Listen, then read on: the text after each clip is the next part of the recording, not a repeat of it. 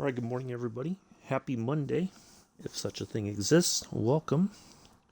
I'm your host and pilot, Uncle B. Welcome to today's Microsoft Flight Simulator live stream.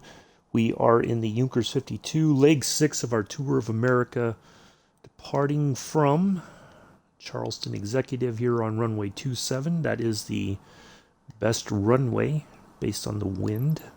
We'll talk about all that here in just a moment. And then we're going to pop on down over Beaufort, Marine Corps Air Station. We're going to snag that TACAN along the way. We're going to come around and then head down here to this RNAV point. It's not a fix, it is actually an RNAV. But we don't have to tune in anything. It's just a way to help us line up for our arrival here in Savannah on runway 28. But our TACAN is our only main concern today. We just want to make sure we head the right direction and all that, but we'll talk about all that here. It's going to be a short flight. It says an hour, but I think it's going to be less than that. So we're going to take a little bit of time covering some things because I've had some questions, and I don't mind helping out, not at all. So try to help some people understand some concepts here, because I struggle with it at first. And as I've said before, when Captain Arash was talking about VORs and everything, and I'm just like, I could not wrap my head around it. It's not that complicated. It just sounds complicated. Good morning, Mick. But we'll cover all that. But a couple things. I want to give you guys a couple tools, and I'll post these again in the Discord. That will help if you get more involved with flight simming and all that. You can use these tools to help you plan flights or understand things a little bit better, whatever. Like the weather. I never really considered much about I would just start up the plane and it'd say, go to this runway, and I was expecting a different runway, because a lot of times when I put together the flight, the weather's different. So the active departure changes. Good morning, Joseph. So I would get frustrated because I'm like, well, I thought I was going over here, and now it changes everything, right?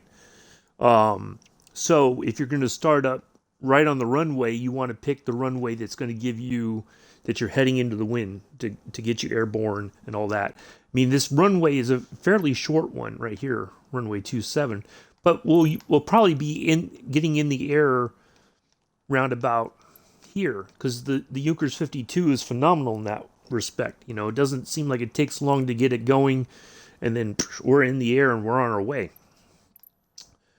But matter of fact, I'll just post everything. I'll post some stuff in the Discord instead of putting it in the chat, because it'll disappear. At least on the Discord, you can look at it and go to those places. And then if you have any questions, you can DM me, and I'll see what I can do to help you understand it. I'm waiting. Mela said he was going to be here because he was asking me about the radio navigating and all that. It's not. It just seems complicated. It's not. Once you do it enough times, it's super simple. And all you do is follow the needle. That's the best way I can explain it. And I'll show you guys what needle I'm talking about. You've seen it before, but I'll go over it again. But one of the things I learned is before you take off, you need to make sure you're heading. And I didn't know this. It took me a while to realize it. You got to set your heading bug already the way you're facing on your departure runway, because then when you turn for whether left or right or whatever it is, to get to your head towards your first nav point, your VOR, whatever it is, then if your heading bug is not correct, then you might turn it. Your turn might be completely messed up, or your next heading. Now, what I use SkyVector. It's free. Don't sign up. I'll put a link in. But hello, Jody. do not sign up for an account because it's not for simmers. But if you don't have an account, you can use this as a tool for planning your flights as a sim pilot. Because it's if you sign up for an account, they want to know what your local airport is, what aircraft they're assuming that you're already have a pilot's license, that you're not a simmer. So our first heading this morning of 258, I'm sorry, not 258 for 39 nautical miles. That's a rough estimate from the airport down to NBC over there by Beaufort Marine Corps Air Station. It could be a little bit higher than 39 or it could be less than 39, but that's a general way for us to know which way to head. So, because if you've seen before that needle, it may not point directly towards 258. It'll be, I don't know why I said 39. It'll be higher than 258 or less than 258. One or the other. It's very rarely it'll be spot on. Sometimes it is once we get closer and, things are kind of falling in line. But generally, if we head on 258 and then the needle, we just kind of keep, as long as we keep going that kind of direction and keep adjusting ever so slightly, because you'll see, because I'm expecting once we get in the air, there's going to be a bit of a crosswind that's going to push us southeast a bit. So we're going to have to keep an eye on that, even though I don't have the live weather on. Okay. So, but that's why we have to make those little adjustments along the way. And then once we cross over, and all we got to do is look for Beaufort Marine Corps Air Station. The way that this is laid out right here. Once we see that, and then we know we're in the right place. Okay. And then, there's Mela. Okay. So, basically, Mela, this is basically the plan. Now, if you put in like Charleston to Savannah, right? KJZI, Kilo Juliet Zulu India, and we're going to Savannah, Kilo Sierra Alpha Victor, that'll just give you a straight shot. And then what you want to do is you want to pull down the VOR. It will give you it'll take you the path that they think is like the best. Very rarely, if ever, is it the best choice. So I found this was the one that was already included, NBC here over Beaufort Marine Corps Air Station in South Kakalaki, as I like to call it. And then I found, and again, you can find a lot of this information on skyvector.com. You don't have to use anything else. You don't have to pay for subscriptions to anything, whatever. But this is the approach into runway 28, is using this Tello. So we don't have to tune in anything there. Get out the fridge and concentrate. So this sets us up for, we don't have to fly over the runway. We could just use this as a way to line up for our approach into Savannah. That's all this is. But otherwise, it would tell us to go to, there's a VOR or something around here, and I don't know where it is. It's probably right there. No, there it is. A TACAN. So that would take us there, and then we would have to turn and fly over the airport and then turn around and all that. It's just, it's a bit of a mess. So this is a time saver in a way. So Amela, before I do anything else, do you have any questions? Anything? I might have covered it already, but if you have any questions, what can I answer before we go to the next step here? I'll give it a moment and let you ponder that while I drink some water, since I just finished my coffee.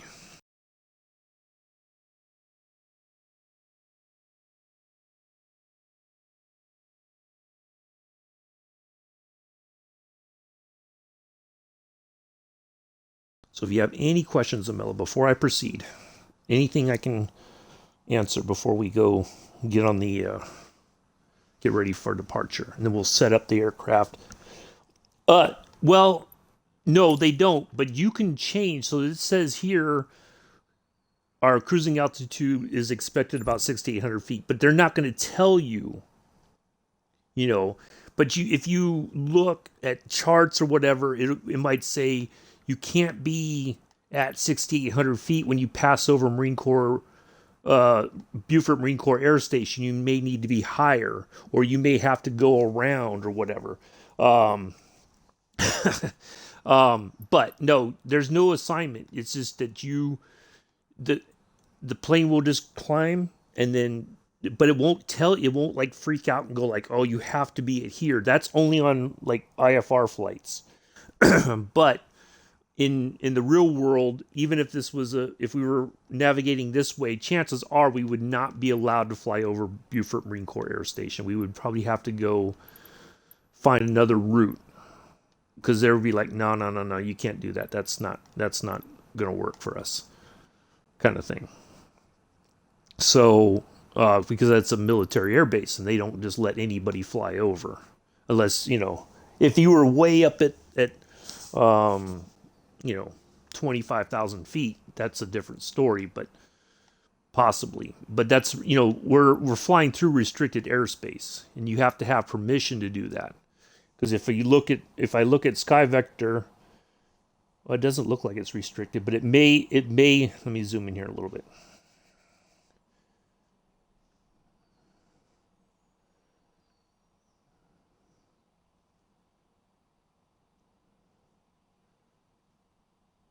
Maybe not. I don't know. But anyway, but you would have to get permission and all that to fly through there, okay? Because it's a military air base, and they're going to want to know that you're flying through there. Because if they don't, they're going to take it as, you may have hostile intentions or something, and then you'll be on the evening news, and not in a good way.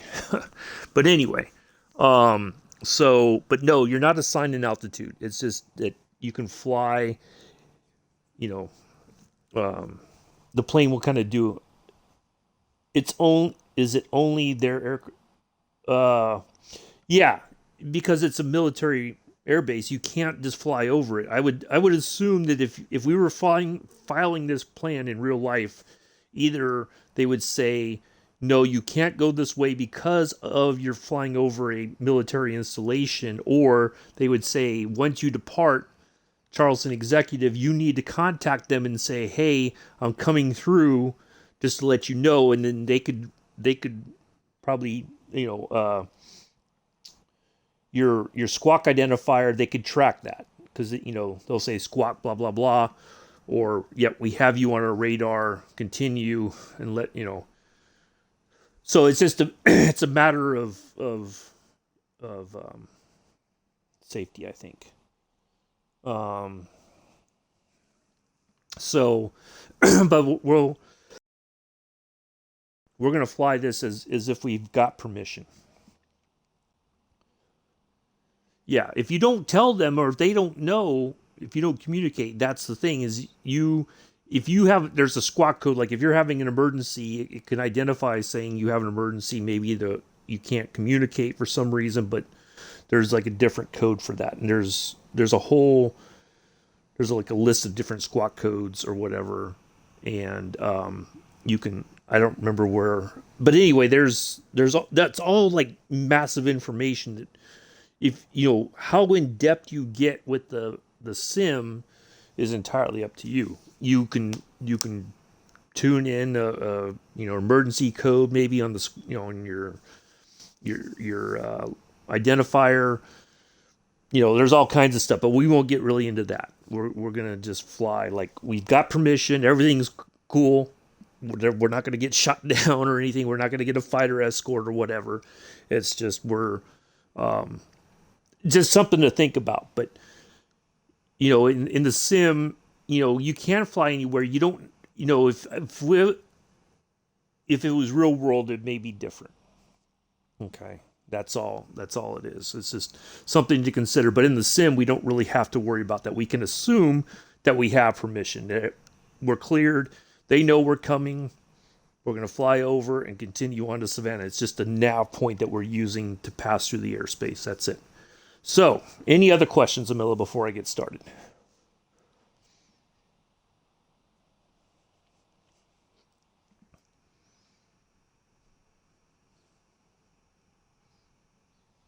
Any other questions?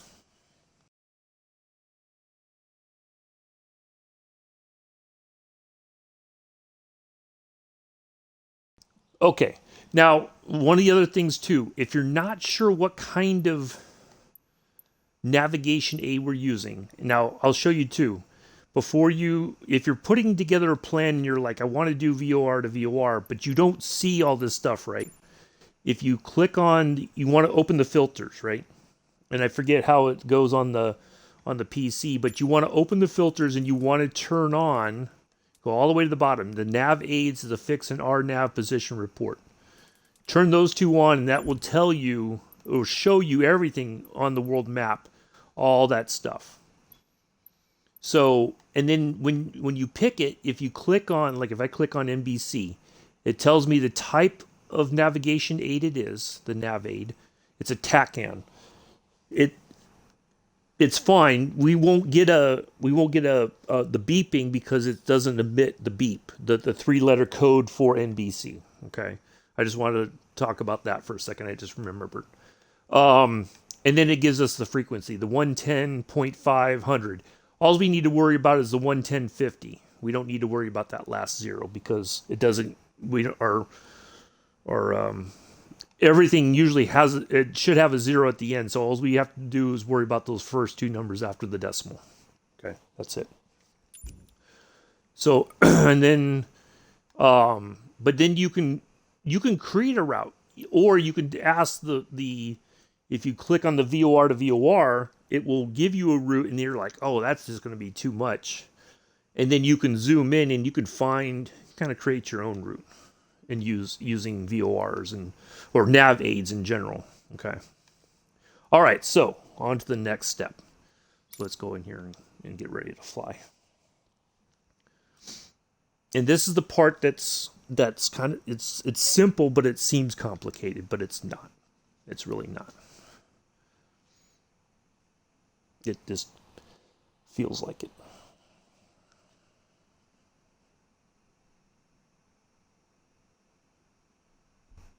And the more you do it, like I kept practicing it.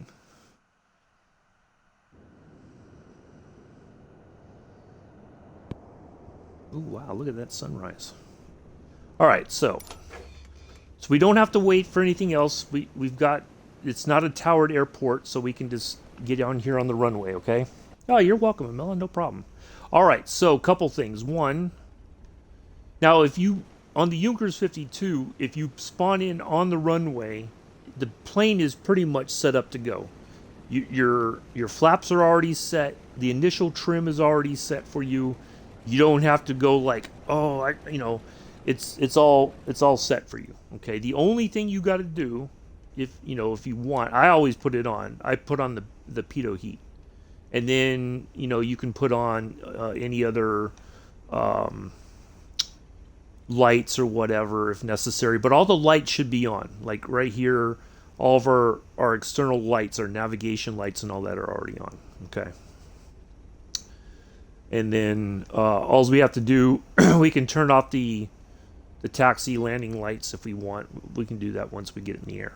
All right, so our first thing that we should do is we're at 277. That's our heading. So we're going to turn that 277. That's our heading bug, right? That way your heading bug is already facing the correct direction. All right. Because then once we're in the air, we're going to pick up 258, I believe was let me look at this again so I make sure I'm saying the right thing here. 258 is our next heading towards NBC. Okay. Let's get our altimeters set just to be on the safe side. What else is there? I think that. Oh, and then the other thing too on this is the original model. I was gonna fly in the retro, but I wanted to have it all basic so that it's easier to understand. So we had that 11050 is our navigation frequency. It's this dial here. This is your comm. You don't really have to worry about that. If you have your co-pilot handling everything, your co-pilot will tune in to the next active comm frequency. So like if you're heading through some place and they're like, contact, blah, blah, blah, blah, it'll automatically tune in. The only thing we got to worry about is that, so it's already set. Look at that. We don't even have to change anything. It's already on the correct frequency. But if so, then you just click your first button, the one that's highlighted. There's two buttons or two knobs. The first one changes the larger number, so you can see that. And then the other one changes the decimal number. It's in, so it goes 0.75, 80, 0.85, so it changes it like that. There's no like in between or anything like that. It doesn't go like 0.52 or anything like that. It's 0.5, 0.55, or 0.50. That's the only thing. And when you start getting more involved with the in the sim, you can get all those frequencies. You can get them in the sim, basically. So let's put on some weight. I'm not going to really worry about the fuel. We got more than enough fuel to get there. We'll just put everybody's 150 pounds. How about that? And we'll put a couple heavier people at the back with the luggage, just so that it'll help us get on the ground a little bit quicker. But the runway at Savannah is long enough that if we hover a little bit, we'll be okay. But I don't think we'll need to. I think we'll kind of come in flat like we have before, and then we'll set it down, and then we should be good to go. So let's say 180. 180.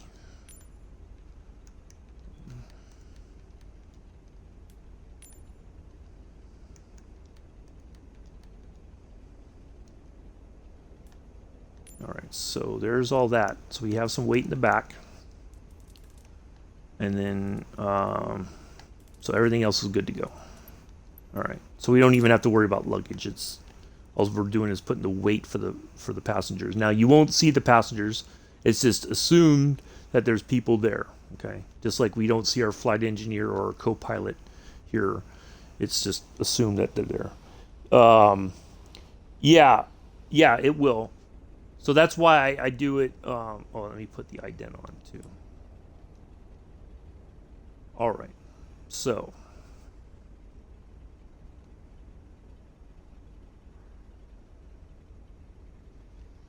All right, I think that should be it. I think that's all.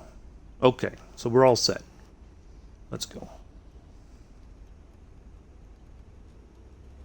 Now, the other thing that's good to practice too, and I should do it now since we're rolling, I should start the stopwatch. I don't know how long it's going to take for us to get there.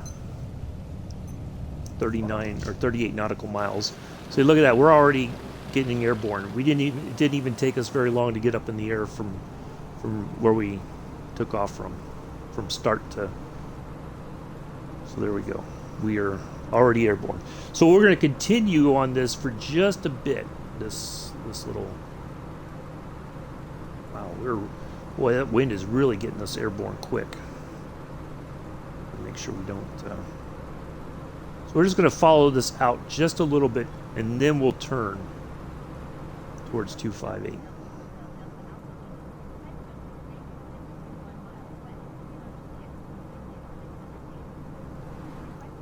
I'm going to go ahead and put the flaps up.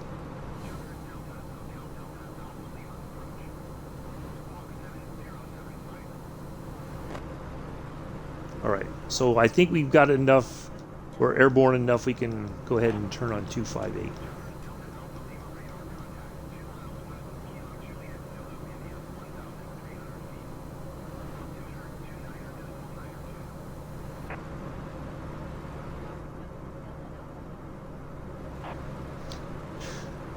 Well, yeah, you have rudder pedals, right? Now that's another thing too, is if you,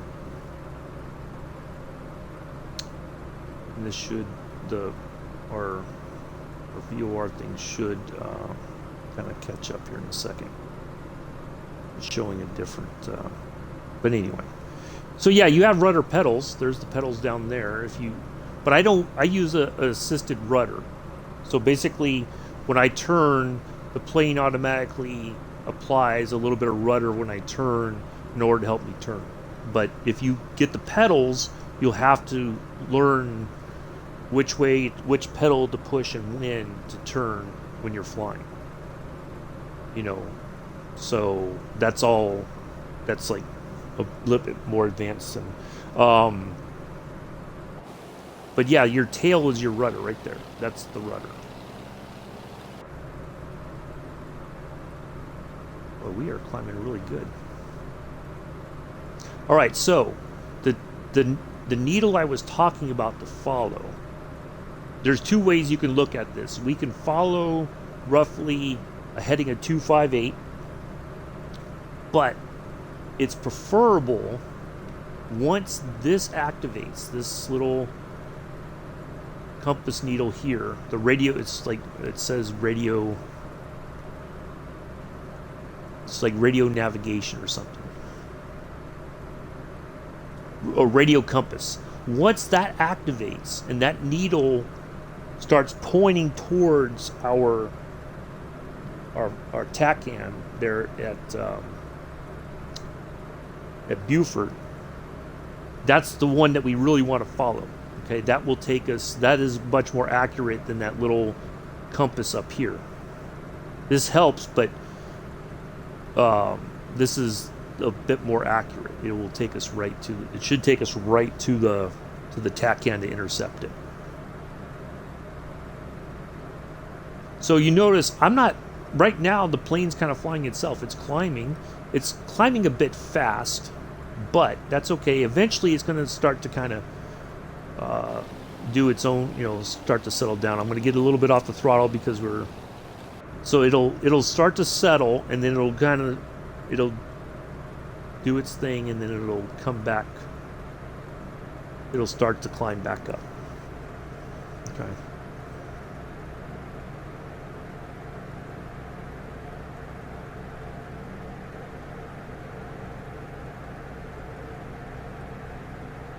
But if that doesn't activate, and it probably will, I mean, this is only like a 39 nautical mile or 38 nautical mile leg, right? 39 nautical miles. So it should not take us very long to get to Beaufort.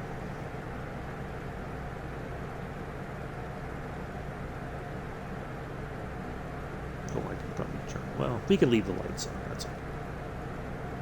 We'll leave them on. It would like to be a well-lit aircraft. Got a nice sunrise flight. Finally.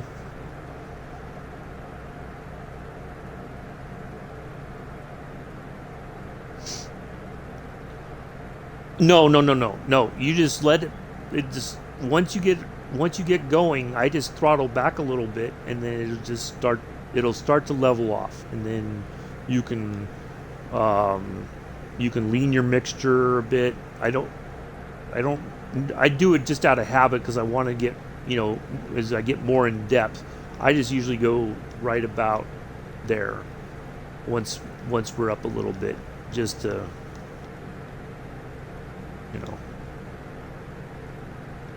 just out of habit. But I mean, we're at almost 6,000 feet, and I'm not, it's just flying itself. That's the great thing. Once this plane gets going, it's not that complicated. You just have to make sure you're heading the right direction. Right now, I think they said what the wind and all that was. No, they did not. Okay. So I can't give a rough estimate of how long it's going to take us to do 39 nautical miles. I can't think it's going to take very long to get there. Let's get our lovely picture here.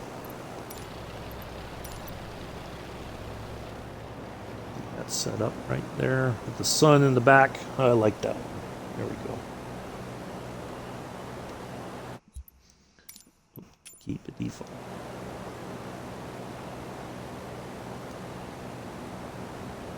There we go.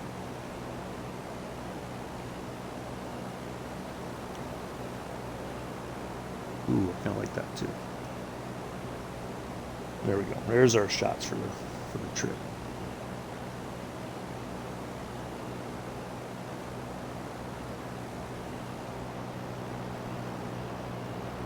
So even though we have passengers, they will not spawn in. You know, you won't see them in the seats.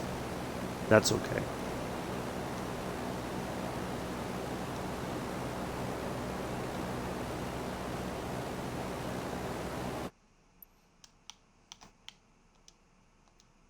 Don't want to restart the console. No, not right now.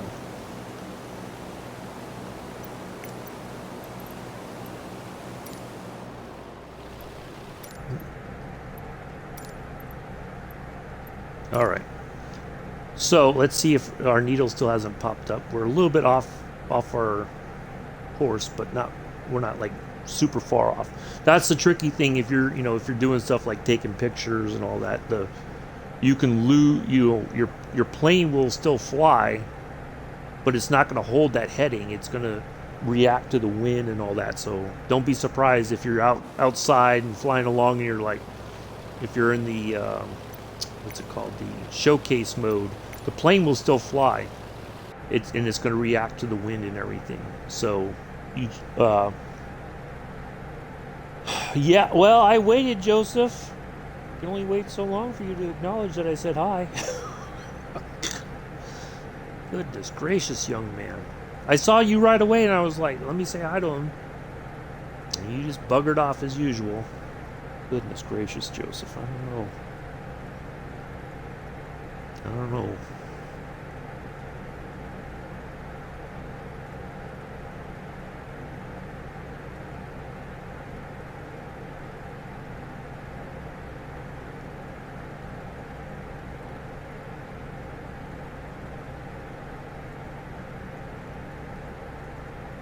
No, I guess he doesn't want to say hi to me.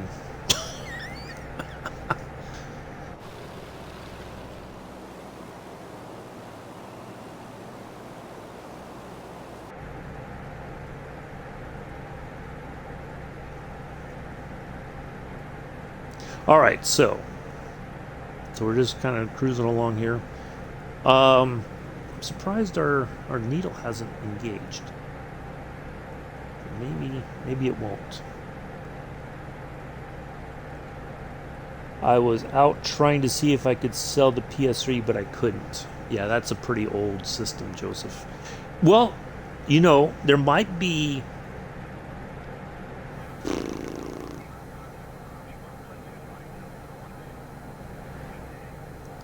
This might be Buford approach.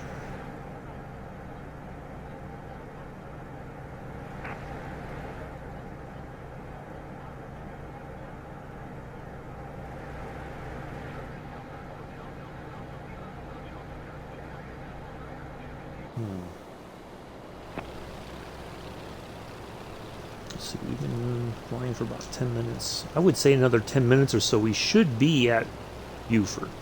I don't think it'll take very long to get there.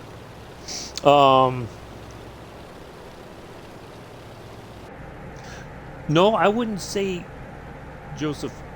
There's people who are collectors of older systems. You just got to find a person that's willing. You may not get a lot of money for it, but they'll take it off your hands. You may get maybe 20 or 30 quid for it, possibly. I don't know. I don't know if it's working. Depends on if it's working or not, or if they're going to have to put some parts into it to make it workable. But there are people who will do that. You just got to find them, that's all. You could probably find them on eBay, but that's, you talk about shipping and all that.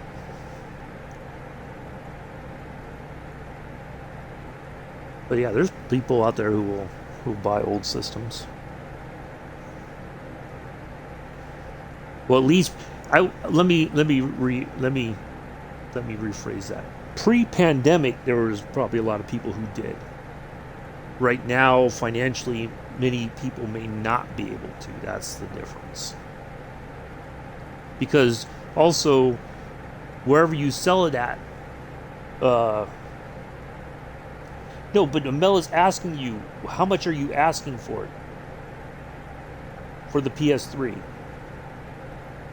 Well, what were you looking for, I guess is the question. How much money were you hoping to get out of it? Or, what's your target? Because I mean, it may not. You may hope for like 300 quid, but that may be too much. You may have to bring your expectations down to maybe like 100 if you're lucky. But usually, people who buy that stuff, if they're going to resell it, they're going to sell it to you for 30 to 40 quid. Oh, that's not bad. Yeah, I think that's reasonable.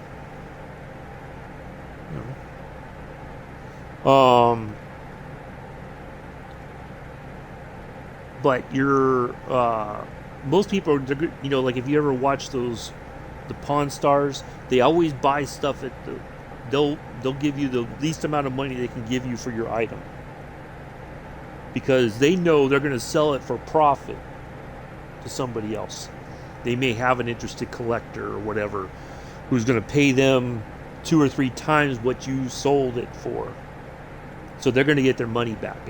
For them, it's not a loss. But they will not sell it to you super high, which is what people always expect. But there are people out there, they might. You never know.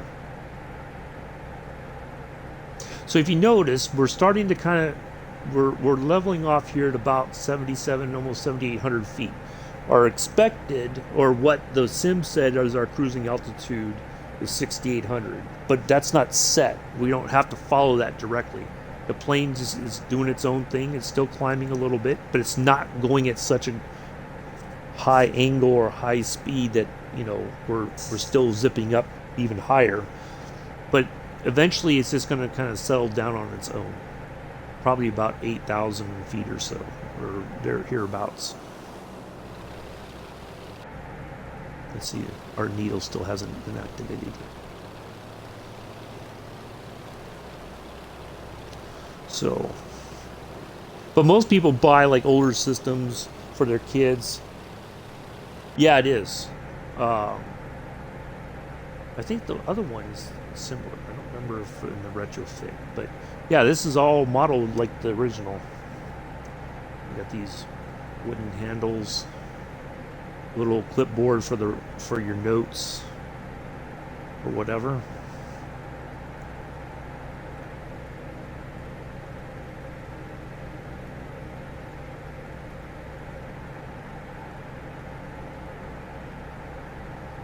Yeah, it's a great plane. I really enjoy this. Like I didn't think I would, but the more I've flown it, the more I'm like, this is just absolutely fantastic.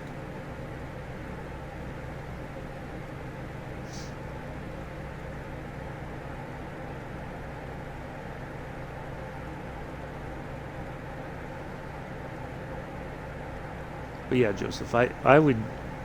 There's got to be somebody out there who would collect it, take it off your hands for that price, and they would probably just give you cash right there on the spot. But you got to be careful because some people might say, "Oh yeah, I'll take it off you," and then they, you get stabbed or whatever, and then they run off with your stuff, and you're off to the hospital to get stitches or whatever.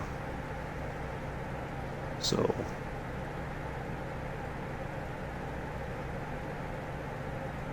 I know that was happening on Craigslist. People would be wanting to sell something, and somebody would go there with, all right, there we go. So we're getting close to Beaufort. If we're talking to their approach, we must be getting close. I would think. We're within their airspace of Beaufort, not Beaufort. Jeez Louise. Beaufort. That's how I was told it was pronounced. It's not Beaufort, it's Beaufort. Yeah. But anyway. All right, so our needle never activated, but that's okay. We're heading the right direction based on our using skyvector.com. And again, I'm going to create a section in the Discord for some stuff, some links. Yeah, exactly, Joseph. So, but I just, there's got to be somebody out there who's legitimate who will take it off of you, not rob you or whatever, and you'll get 30 or 40 quid for it, and then that's your money. Don't go to the pub, don't go to KFC or McDonald's or whatever and blow it all. Set it aside for your PS5, because I know you're going to get that money in your pocket and you'll be like, I gotta go to the pub now, and then the money's going to be gone the next day, within an hour or two.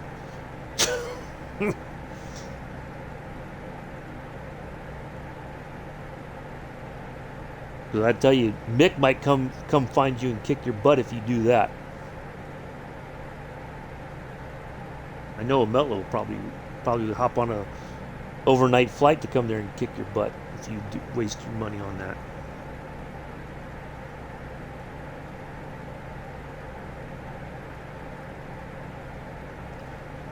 So anyway, but that's the needle. That's the needle we would fly. I don't. So because this is a TACAN, it may not have activated that. But if you look in the previous iterations of me flying the Junkers 52, that needle will point us in the right direction. Okay, there we are. We're at Beaufort already, and it only took us about 18 minutes. So we know the layout. There's the long runway, and then the short runway running this way. So we are basically here. Talk some sense to him. Yeah. Well, but there are people. That's what I'm saying, Joseph. There are people who collect that sort of stuff. That's the key, is finding them and saying, hey, I've got this system. Are you willing to take it off my hands, and how much can you give me for it? All right, 216 degrees is our next heading. But there's Beaufort Marine Corps Air Station. The TACAN is like right around here somewhere.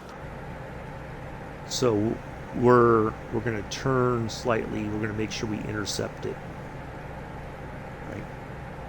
We're going to fly over that corner of the airport, of the airfield there. And then give the old crusty salute to the Marine Corps Air Station there. Famous story.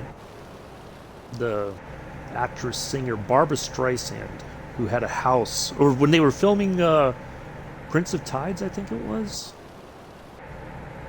she stayed there in Beaufort for the filming of the movie, and she called and complained to the base commander of Beaufort Marine Corps Air Station, yes, manually, about the noise, and they were like, yeah, no, we're not going to change anything. We've got our things to do, and that's just that.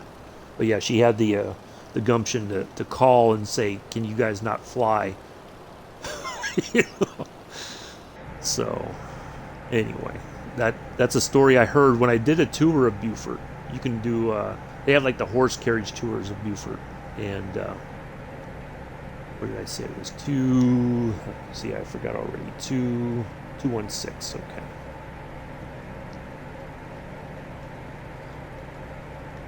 Ooh, shoot, see? That's what happens when you put on the... Oh boy, we are really turning now, because I hit the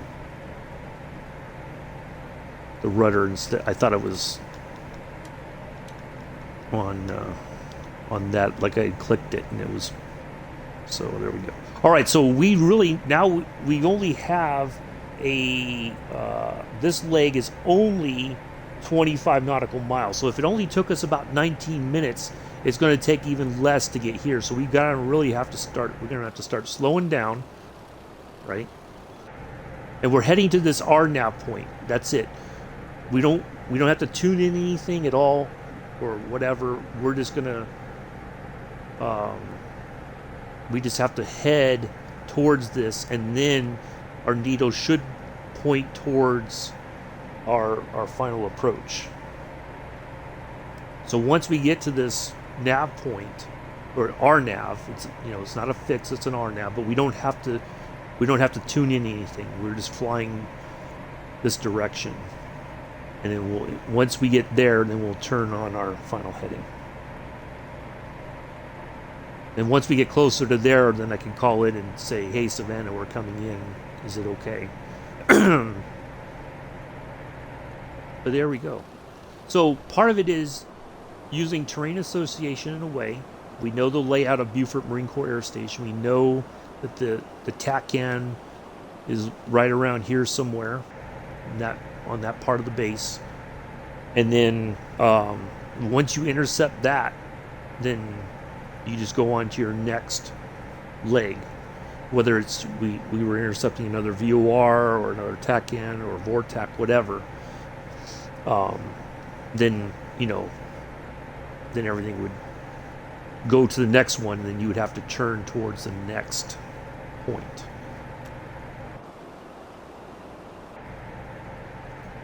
So we got to get down to, what did I say in the notes the other day? Let me look at this. 2,500 feet. We need to be at 2,500 feet by the time, hopefully, we intercept that RNAV. Now, we're still in South Carolina. The state line between South Carolina and Georgia it's very close to Savannah. So once we are over here, this should be it here, I believe, coming up would be Hilton Head, South Carolina. Very posh area, lots of golf clubs, and very posh place. But once we're past Hilton Head, just a little bit past that is the state line between Savannah and Georgia. So Charleston by driving would be from Savannah is about 2.5 hours. Oh, I had pasta last night for dinner. I knew you were going to ask that. I'm going to have to make a command for you to type, and then I'll put in the answer.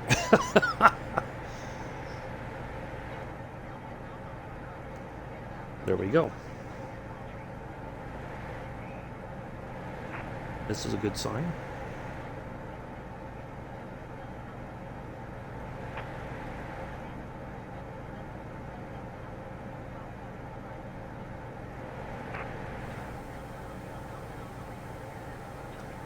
See, and it's telling us to go to that RNAV point, right? So we're still en route there. Still got a little bit more to go, but we're losing altitude, which is good. We're not trying to fight to make the plane, dive for the hard deck, so to speak. And then we'll hang a right turn on a final heading of what did I say it was? Final heading of 277.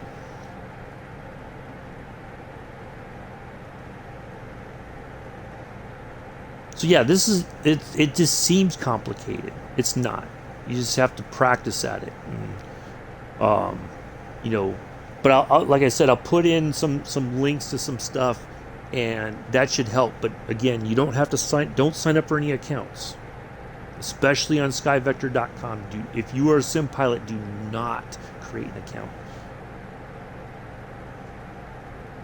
But it's a handy tool for creating, like this. I put in the departure airport. It won't give me necessarily the departure runway, but the departure airport, the arrival, and then our nav points in between.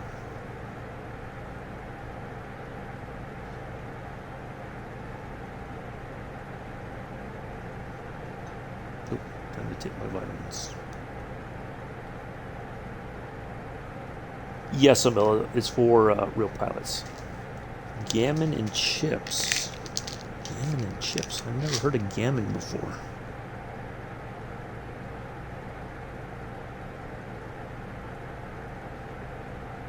Is that a type of fish, I'm guessing?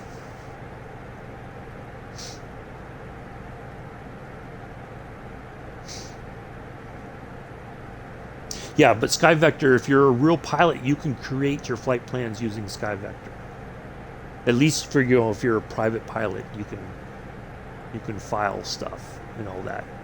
It's like a really good method for real world pilots. But for using it for navigation purposes for us, you don't sign up for anything, don't sign in, whatever. Just use the basic website, and it will. Now that's mainly. You could use it more for flying in America. They don't always. Oh, it's pork. Oh, I never heard of it. Huh. That's a new one for me. So, yeah, they'll. But it's a good tool to use. Just for like if you're flying, say from a Long Island airport to Rochester, and you want to fly VOR to VOR, you can do it that way, and it'll show you like your general heading towards your nav point.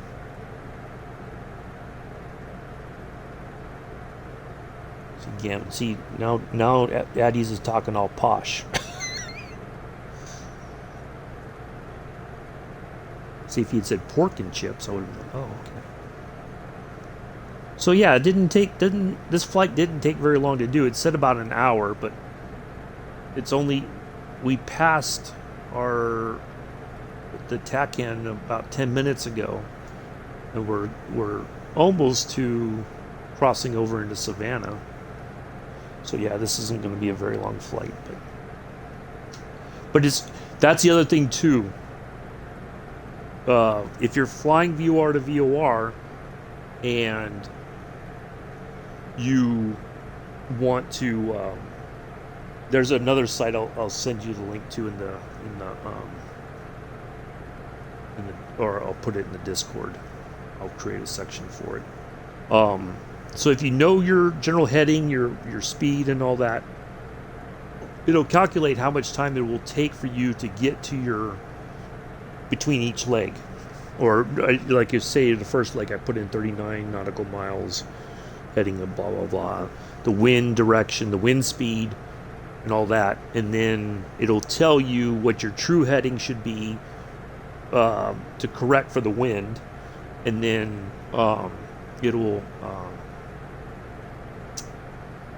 it'll give you an estimated time of how long it'll take on that flight to get there. So sometimes it's like overestimated. We usually get there maybe 5 or 10 minutes early, because the weather in here is still not as accurate as in the real world. There's little quirks to it, but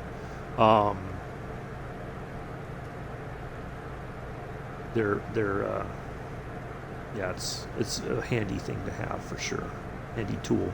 And then you just use you could use a stopwatch or whether on your phone, but you got to be able to look at it and say, okay, yeah, I've been on this leg for this amount of time. I should be able to see this around me. Hello, Patrice. How are you? Nice to see you here. Oh, also, check this out. Now, somebody who shall remain nameless said yesterday to me, why don't you fly Tuesday? I'm like, but not in the morning. Do an afternoon flight, which would be evening over in the UK. So I was like, okay, I can do that. So tomorrow, and I put this in the Discord, tomorrow at, schedule, there we go. Tomorrow at 1500 Eastern, 1900 UTC, 2000 UK, I will be in the Delta 18 Sierra, the Twin Beach. We're going to be along the west coast of California. Southern California, I should say. And we're going to do a nice little flight. Shouldn't take very long to do, but it should be some nice flying. We'll probably just have a few clouds, because it'll be should be around noontime, but we should have some nice light and all that. for that flight. So, yeah, we'll do that tomorrow. And then the next Tuesday, I already have it planned out. I did my planning ahead of time, just to be on the safe side. On the next Tuesday will be the 11th of October. It'll be almost mid-October. We're doing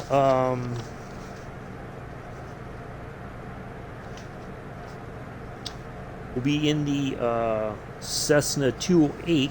We'll be down in Peru. Found a neat little area to take off and land. We'll take off in kind of in a mountainy area. Now, when I was looking at it last night, the departure airport had snow. But when I looked at the weather, real world weather, it wasn't snowy, it was warm. So I'm like, okay, something's not right here. So, but we'll fly the one. I was thinking about it. I'm like, I think the 208B would be perfect for this flight. We'll do it kind of like we're doing. We'll fly a FedEx in the FedEx livery, like we're taking some stuff, delivering mail and whatnot. Okay, so see, I've been yakking, and I think I got to call into Savannah now and let them know we're coming in.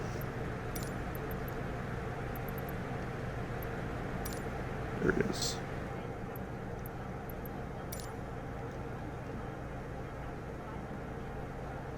All right, we got to go to, what did I say? It was 277.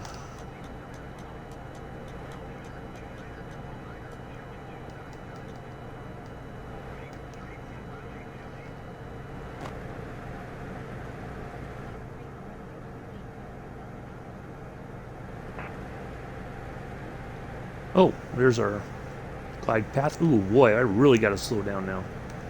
Ooh-wee. Got to get back online here.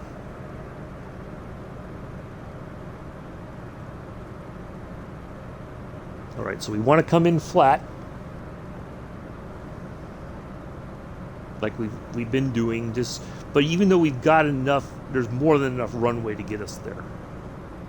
To slow, if we hover a little bit, we'll drop some speed and all that. 25 for right now, and then we'll get the rest of the flaps down as soon as we get lined up here. I just don't want for the plane to climb. All right, so let me focus on this.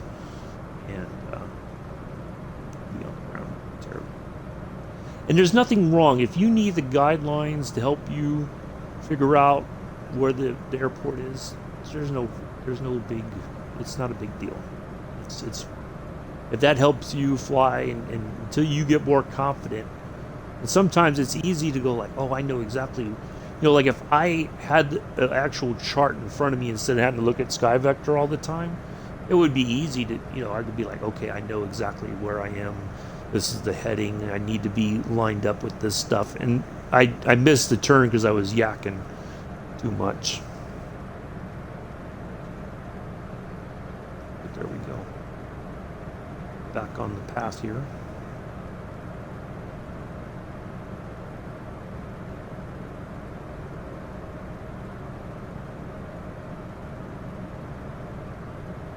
And the great thing about this, using this plane, is even though it's not modern, we can use modern technology.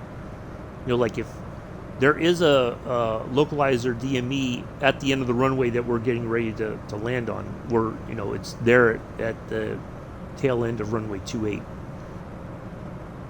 So if we wanted to, we could tune into that and use that to help us line up as well. So you use what's available to you. Don't just go like, oh, no, if you got a navigation radio, tune into that localizer. There's nothing wrong with that. You use what's available.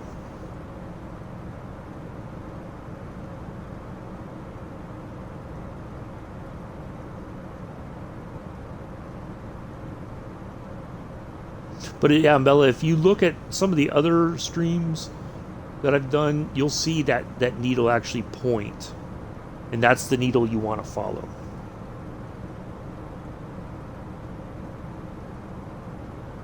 But if you choose to like have all the, some people fly with none of these, the things that are surround, like at the top left there's the compass and all that. You can use what Captain Arish told me was you can use the VFR, the little map, the little window. It says like VFR map or whatever. And there's more information on that now with Sim Update 10. But you can use that, but don't rely on it. Just go like, okay, I've been in the air for 15-20 minutes. Let me see if I am on the right path or if I'm way off or whatever. And then you can correct from there. Remember when I was using the Junkers 52, the retrofit, I got to really get a little bit flatter. That DME, there's like a little, and I'll show you the difference just so that people, in case you don't understand or if you're like confused. There's a little board or little thing down here on the flight panel on the retrofit, and I'll show you. That basically what happened was the number, when I looked at it, the numbers weren't, it was staying steady. Like, that doesn't make any sense. And that's when I was like, wait a minute, I think I'm lost. And then sure enough, I was way off the path. And so then I was like, okay, I got to navigate towards here now. And then that got us back on the right path. But yeah, if you but it's all, use a stopwatch. You can get a cheap stopwatch, use it like a little Casio watch. Get them for like $20 over at Walmart. It's got a stopwatch on it. You can just use that to time your legs. And go, okay, it took me this long to get to here. And then you can, but that helps you, but when you start getting at least an estimate, you go like, okay, I should be seeing this. Okay, we're getting there much quicker. I see this. So we're well ahead of the expected time. Let's get that last bit of flat now.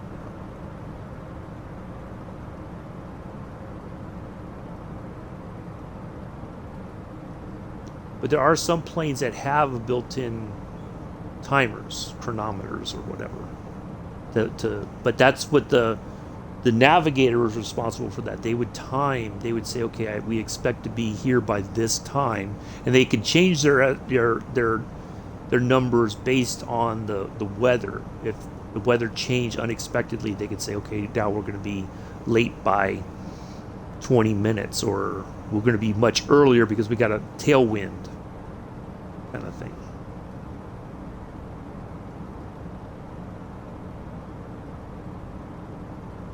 I feel like I'm coming in with the wind, even though it said this is the preferred way. I think we're good. It feels like we're coming in way too fast, though. I need to flatten out a little bit here. There we go.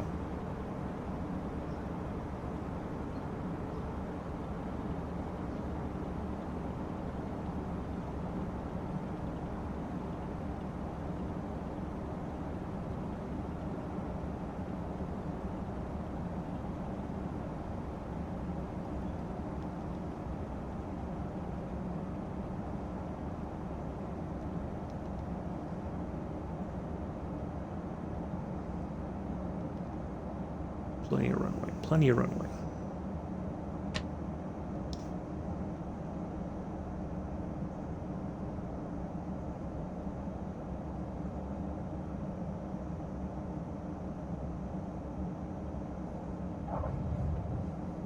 Ooh, little bump.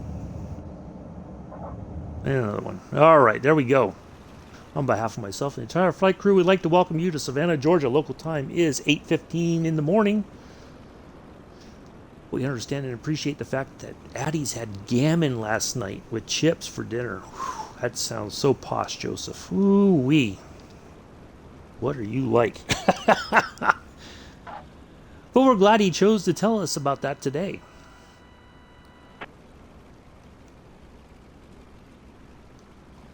So yeah, look at, we have plenty of room. to settle down. We could hover a little bit. Oh, thank you, Mella. That wasn't bad. So yes, do join us tomorrow, 1500 Eastern, 1900 UTC, 2000 UK in the Delta 18, the Twin Beach. We will talk about the changes. Yeah, can I get there first? Thank you. Jeez Louise. My goodness. So bossy. So we're going to talk about the sounds of the change. I wonder why the plane is facing up. What do you mean? Facing up. Oh, oh. You mean the way that it's setting on the ground, you mean, Mella? Well, it's because there's a tail. There's not a front landing gear. This is what they call a tail dragger. So you come in. That's why you have to kind of come in flat to drop some speed. Thank you, Joseph. And then the tail end will settle down. So remember when I've been flying it before, I didn't have any weight, and so it would just kind of, it wouldn't settle, that tail, because then you have, that's why you have to put the weight to kind of help bring the tail end down. Once you're at a low enough speed, it will automatically drop. Just like when you take off, eventually, the way that the plane's designed, all right, there we go. The tail will raise, and then next thing you know, like, I don't even have to pull back on the thumbstick at all to get this thing airborne. It just takes off on its own and starts climbing. It's like so phenomenal. It's like it really is one of the easiest planes to fly. Landing is just a bit of a challenge. You just have to get used to the fact that you're landing in what they call a tail dragger in order to get the plane to settle down.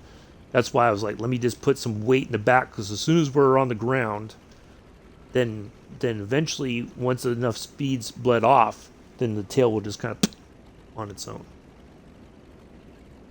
But it's a absolutely fantastic plane to fly. It's got the vintage. I'll show you the retrofit just so that you kind of understand. I know you've seen it before, Mel, but I'll show you. I'll go over some things once we're parked here.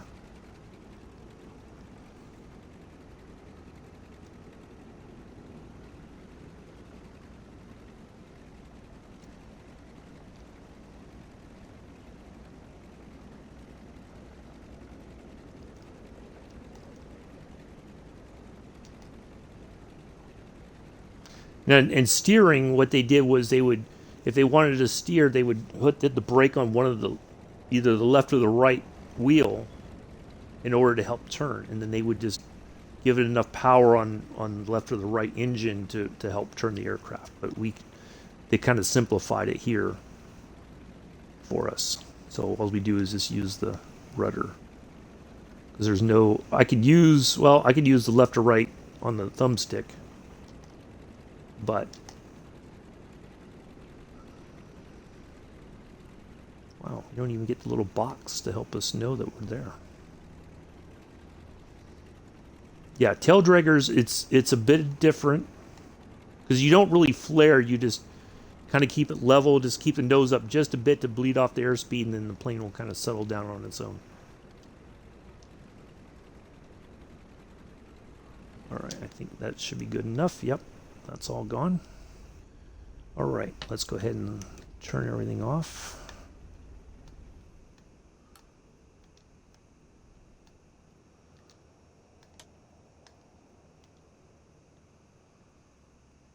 And then all you got to do on this one, you open that up, turn the battery off, and there we go. So let me just put this into FS Hub here real quick so I get credit for my flight.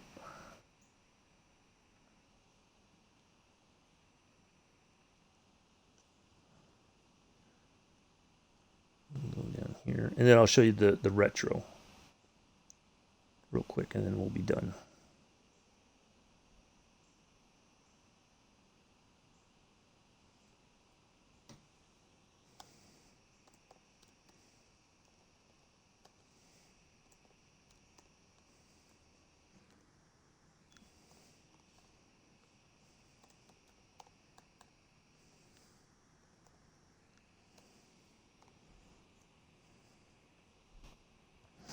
me stop.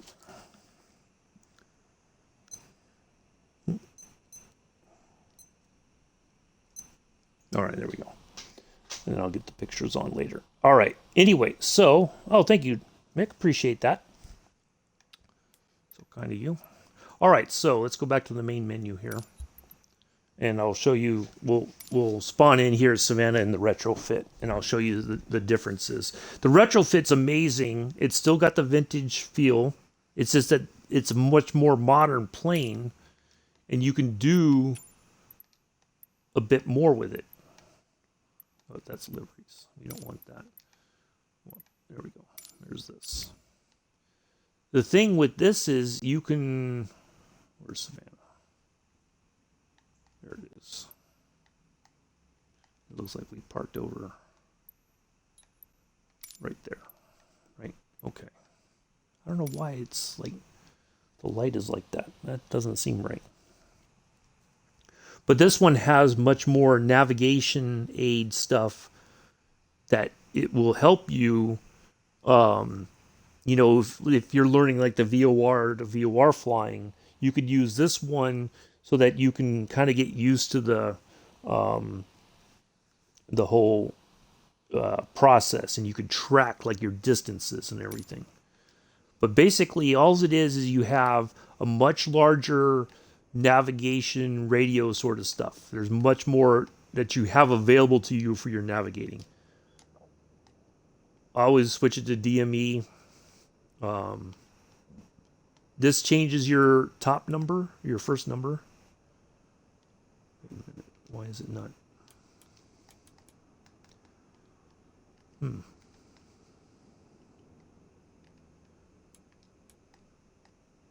It's not changing. Maybe because I don't have everything on.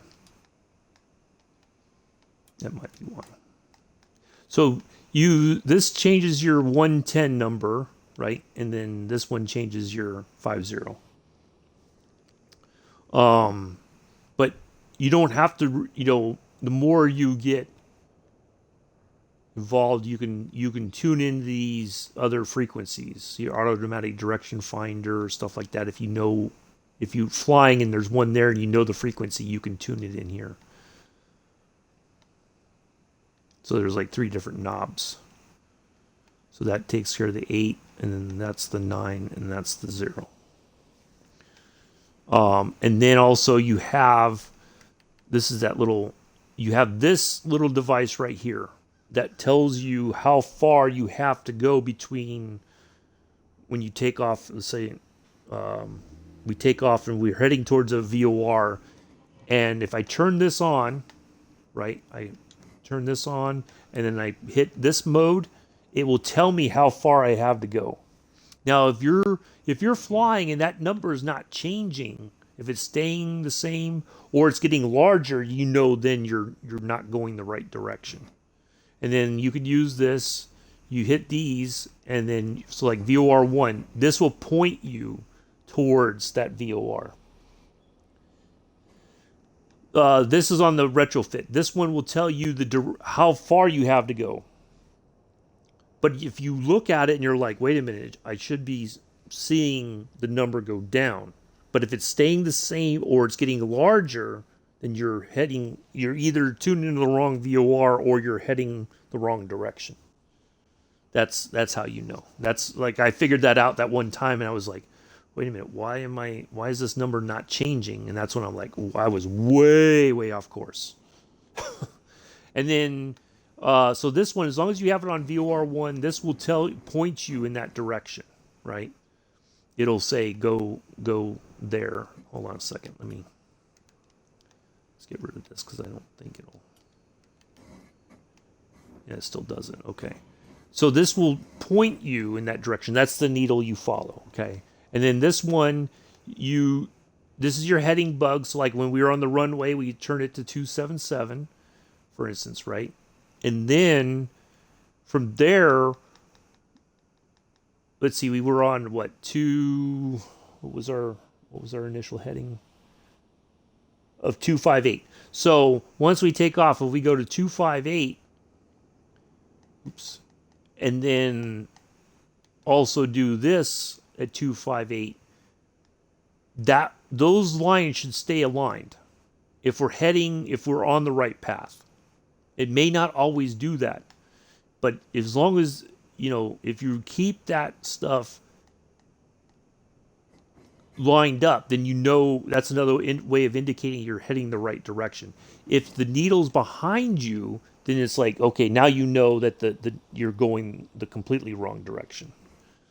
So these are all the tools that are available to you, and you don't have to use both. The Pilot and Copilot have the same systems. As long as you have this one and you can see it, you can. Now, what I sometimes will do is I'll put all that stuff on over here. So if I'm having to look over this way, I can keep an eye on things and say, oh, okay, yeah, I'm way off course here. I'm getting off course. Okay, and if you notice, our heading bug is here. Even though we tuned into that, it's showing like completely north. But if we had information plugged in, then we could it would change. But all the systems have to be on, and I'm not going to do the whole startup and all that. But basically, there's just more navigation stuff. But again, you don't have to worry about the radios or the transponder code. The Copilot can handle all that. You just have to worry about your navigation, your frequency on this one. I never use this side over here. I just tune in on the next one right here. And it'll say, I'll put it on DME. So that way, and then it's got the volume and all that. And you got your light switches are all right here. And then the passenger smoking sign and the fasten seatbelt sign is right there. But it's much more modern, but it's still got that vintage feel to it because the engines are still this. The only other difference is on this one is you're able to feather the props right there. So you have this is called the retrofit Jimmy Mac. It comes if you buy the Junkers 52.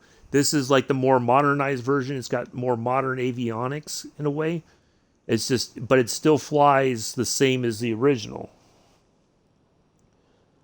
So it's just that you can feather. It doesn't have fixed speed props. You can feather the props and all that as you want. So it's a little bit more modern, but it still has that vintage feel because the only thing and this is based on I think there's a real world Junkers 52 that they kind of modernized. It was doing flights. I think there's a video of it on YouTube that somebody did a flight in Germany somewhere. It was like because this flew with Lufthansa, before the newer company that has no ties except for the name, Lufthansa. I think they were doing like a flight in the more modern version, kind of like this. It doesn't have everything like this, but it's very similar. Oh no, you're fine, Jimmy. It seems to be fine for right now. I don't think I've encountered anything significant that gives me a feeling of doom. So yeah, it's been pretty fantastic. So, but I haven't tried everything, So, yeah, but no, it's gone well. I think the few things that got updated aircraft wise have been phenomenal. I think the lighting, the clouds, and a bunch of other stuff is just as good, if not better, a little bit, But I mean, I'm not running it like ultra settings or anything like that, I think for what I have on my TV, it looks pretty darn good, So, yeah, no problem at all. But yeah, that's the difference, Amela. And I would say start off with this because once you get the handle of this and you can use all these things to kind of learn, then it just, you're like, okay, now I can step down to the older model. No, it's not a 4K TV. No. I wish, but no. Maybe in the near future, if I ever win the lottery, I'd have a 4K monitor, not a 4K TV, but I definitely have a 4K monitor. Because I get a computer and all that. But anyway, so that's the difference between the two. I would say start with this. It again, it looks complicated. It's not. It's very similar. All you worry about is your navigation frequencies. Let the co-pilot handle the com frequencies and the airport or the identity or transponder code and all that. And it's super simple. And all you got to do is remember to turn your before you take off, you line up your heading bug with the runway, and then once you take off, okay, I have to go. Oops, I have to turn here. I have to go on a heading. We were at 277 or whatever. I have to go on a heading at 258, and then you turn that to 258, and then everything should line up. As long as you have the main thing though is as long as you follow that needle, you fly on the needle right here. That should lead you in the general. Even if you're a little bit off course, it will still take you to that nav aid. Okay. So, yeah, not a problem. Glad to help out. Hopefully this covers things a little bit better for you. But yeah, I highly recommend this. If you haven't got it already, whether you're on PC or Xbox, get it. It's absolutely fantastic. The only thing is your livery options are a bit, there's not a lot. But on the PC, I think you could get more liveries for it. You can download them for free, or somebody might sell it for a few bucks or whatever. I don't know. But you probably can get more liveries on the PC side than on the Xbox side. I don't know if we'll ever get any liveries for this. Maybe, if we're lucky. It'd be nice, because this looks kind of bland. Even though this is like legit, it had the metal skin and everything. I like to have something a little bit more snazzy. But yeah, that's how it goes. So, yeah, definitely. If you haven't gotten it and you're like, it's not complicated. It really isn't. It really isn't. The first time you fly, you're like, oh my god, this is amazing. The plane will almost fly itself. All you got to do is just keep turning it a little bit to the left or a little bit to the right to keep it on course. It'll level off eventually. It'll climb on its own. Just let it do its thing. It'll settle down, and you just have a nice cruise. This one only has this, and then like the Microsoft Club, Flyers Club stuff. It's like it just looks like this on the retro. The only one that really is legit, I think, is kind of like this one, but it's like very basic. The other one had the original model has a couple liveries that are pretty nice, but yeah, I really wish we get something more for this. Something that looks legitimate. Even if it's like if you do like a retro. Like the modern Lufthansa, if you do a retro livery for this, I think it would look fantastic. But yeah, on when you buy the plane, it's just very basic stuff. So, yeah. But it would be nice if somebody, I don't know how it would work if somebody in the third party community can create some and sell them. I guess they would have to get the okay with Orbix or whoever. I know it was Asobo, and I think it was Orbix, but I might be wrong. I know it was Asobo, and somebody else did this plane. But nice, yeah. I'm gonna have some more breakfast and all that. But anyway, so there you go.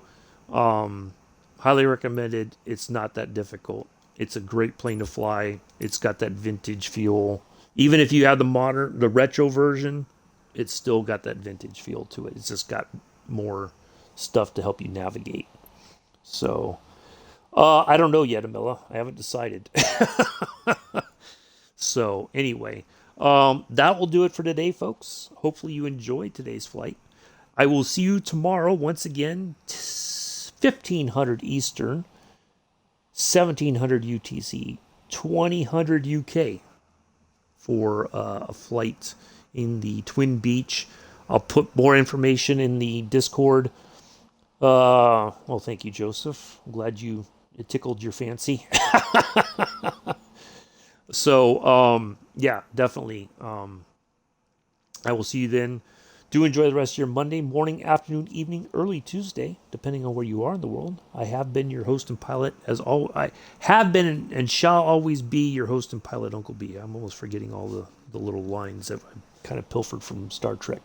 Your sandwich is getting cold. Oh, I'm sorry, Mick. So, I have been and always shall be your host and pilot, Uncle B. Until tomorrow, peace, live long and prosper.